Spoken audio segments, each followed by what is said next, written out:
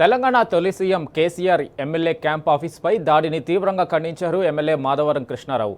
ఇటీవల మున్సిపాలిటీలను BRS party కైవసం చేసుకోవడం తట్టుకోలేక రేవంత్ రెడ్డి డైవర్షన్ పాలిటిక్స్ చేస్తున్నాడని మండిపడ్డారు.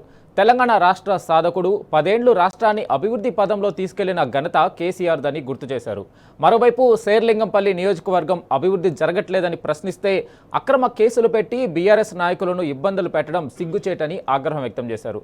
10 ఏళ్లు బీఆర్ఎస్ పాలన ఎలా ఉందో, కాంగ్రెస్ పాలన ఎలా ఉందో ప్రజలు అర్థం చేసుకుంటున్నారన్న కూకట్పల్లి ఎమ్మెల్యే మాధవరం కృష్ణారావుతో మా ప్రతినిధి Ranjith face to face. Telangana రాష్ట్రంలో కాంగ్రెస్ పార్టీ ఏర్పడ్డ 2 సంవత్సరాల్లో ఎక్కడ చూసినా కాంగ్రెస్ పార్టీకి సంబంధించినటువంటి నాయకుల అరాచకాలు ఆగడాలు ఎక్కువైపోతున్నాయి. గజ్వెల్లో కేసీఆర్ ఎమ్మెల్యేగా ఉన్నటువంటి పార్టీ కార్యాలయంపై రాళ్లతో దాడి చేయడం, అద్దాలు పలకట్టడం, అక్కడ రేవంత్ రెడ్డి ముఖ్యమంత్రి అనుకుంటా బొమ్మను పెట్టడం, నిన్న షేర్లింగంపల్లిలో అబద్ధపు హామీలు ఇచ్చేసి తప్పుడు 420 హామీలు ఇచ్చినటువంటి కాంగ్రెస్ ప్రభుత్వాన్ని నిలదీసినటువంటి బీఆర్ఎస్ నాయకులపై తప్పుడు కేసులు పెట్టడం, వీటిపై మాట్లాడడానికి కూకట్పల్లి శాసనసభ్యులు మాధవరం కృష్ణారావు గారు ఉన్నారు. అన్న చెప్పండి, గజ్వేల్లో మన జరిగిన దాడులను ఎలా చూడవచ్చు? ఎంత దుర్మార్గంగా తయారైపోయారంటే, తెలంగాణ రాష్ట్రాన్ని తెచ్చినటువంటి ఆ రోజు తొలి ముఖ్యమంత్రి కేసీఆర్ గారు, ఇలా కేసీఆర్ గారి ఉన్నటువంటి ఎమ్మెల్యే క్యాంపస్ మీద దాడి అంటే అది తెలంగాణ సమాజం మీద, తెలంగాణ రాష్ట్రం మీద దాడి జరుగుతుంది. ఈ కాంగ్రెస్ పార్టీ ముందు నుంచి కూడా సర్వనాశనం చేసే దాంట్లో కీలక పాత్ర వహిస్తుంది కాంగ్రెస్ పార్టీ. గత 60 ఏళ్ల నుంచి వీళ్ళ అబద్ధ మాటలు, అబద్ధాల లెక్కలు, దొంగ మాటలు, దోపిడి మాటలు, ఇవి తప్ప ఏమి చేత కాదు. ఆ రోజున ఇబ్రాహీంపట్నమే కానీ, ఉన్నటువంటి ఆదిలాబాద్ జరుగుతున్నటువంటి ఎలక్షన్సే కానీ, ఆ రోజు ఎక్కడ ఇక టీఆర్ఎస్ పార్టీ గెలవబోతుంది ఖచ్చితంగా అని చెప్పి డైవర్షన్ కొరకు ఆ రోజు కేసీఆర్ గారు దాని మీద దాడి చేశారు. నేను ఒకటే ముఖ్యమంత్రి గారిని సూటి ప్రశ్నిస్తాను, మీరు రౌడిజం చేయడానికి మీరు ముఖ్యమంత్రి అయినరా, లేకపోతే ప్రజాస్వామ్యాన్ని కాపాడి ప్రజలకు సేవ చేయాలన్నటువంటిది ఆలోచన చేసుకోవాల్సిన అవసరం ఉంది.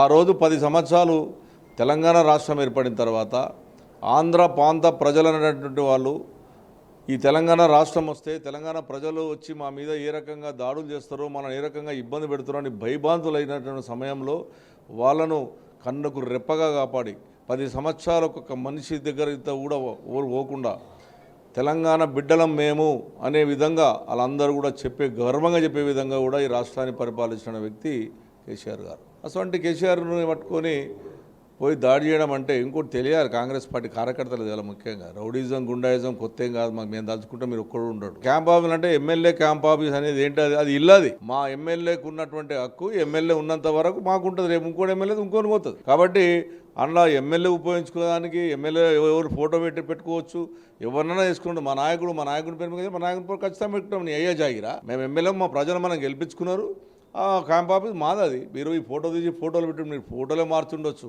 మేము తలుచుకుంటే మీరే మారిపోతారు జీవితంలో. ఇది మంచిది కాదు, ప్రజాస్వామ్యంలో ఈ ప్రవర్తన మంచిది కాదు. ఎందుకంటే మీరు రౌడీజం చేయాలనుకుంటే 10 సంవత్సరాలు మేము చేసి ఉంటే ఒక్కడు ఉండకపోతుండే, ఒక్కడు. మేము అసలు పని చేయలే. ఆ రోజు దేశంలో ఎక్కడ ఎవడు ఇయ్యలేనటువంటి స్కీములు తెచ్చి రైతే రాజ్యం అనుకుంటున్నట్టు మన భారతదేశంలో రైతుల వల్లనే ఇలా భారతదేశం బతుందంటే రైతులకు ఇలా రైతు బంధించి, ముసలి వాళ్ళకు, తాతకు, అవ్వకు కనీసం 200 రూపాయలు సరిపోతలేవు. కాంగ్రెస్ పార్టీ ఇచ్చిన దుర్మార్గం 200 రూపాయలు సరిపోతలేవని పింఛన్లు 2000 చేసి, వికలాంగులకు 4000 చేసి ప్రతి స్కీమ్ తీసుకురాగలిగా. కాళేశ్వరం ప్రాజెక్టు ఇలా నీళ్ళు తాగుతుంది హైదరాబాద్, ఇలా ఉన్నట్టు ప్రతి ఇంటికి నీళ్ళు తీసుకురాగలిగాం. ఇలా మీరు గొప్ప చెప్తారు, ఇంట్లో నీళ్ళు అయ్యించిండా? ప్రతి ఇంటికి తీసుకొచ్చింది మేము, ప్రతి ఊర్లకు ట్యాంక్ కట్టింది మేము. మీ సూరత్ కట్టిరా కాంగ్రెస్ పార్టీ అన్నాడన్నా?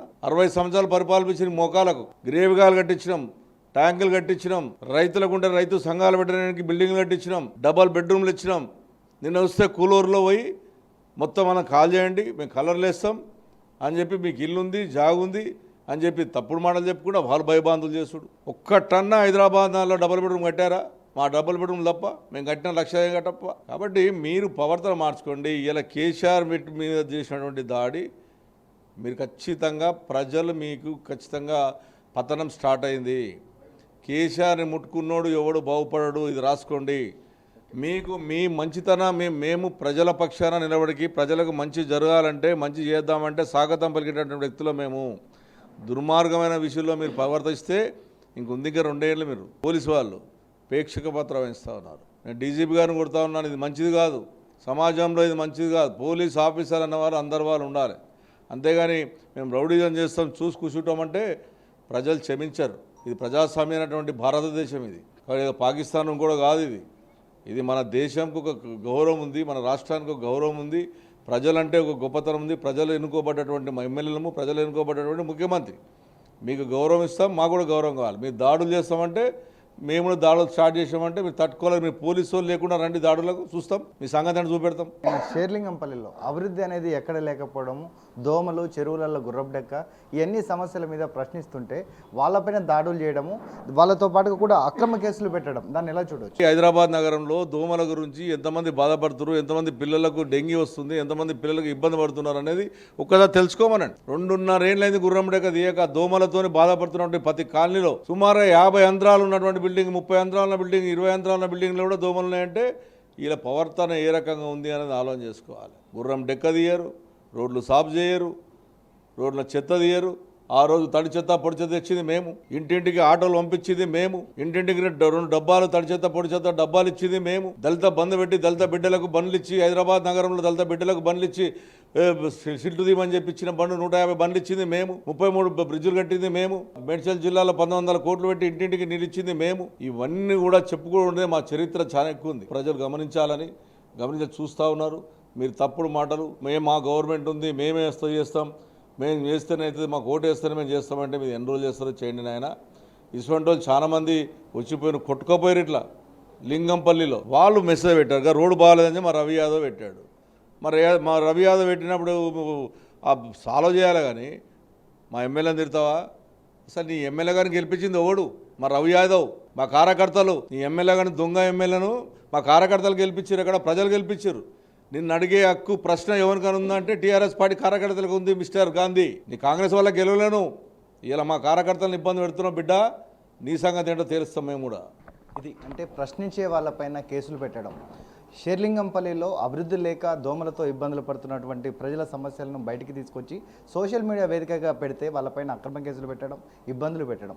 మరోవైపు ఎలాగ ప్రభుత్వం ఉందని చెప్పేసి గజ్వేల్లోని కేసీఆర్ క్యాంప్ కార్యాలయం పైన దాడులు చేయడం. ఈ దుర్మార్గాలు ఇదే విధంగా చేస్తే రాబోయే చర్యకు ప్రతిచర్య ఉంటుందని కూకట్పల్లి ఎమ్మెల్యే మాధవరం కృష్ణారావు చెప్తున్నారు.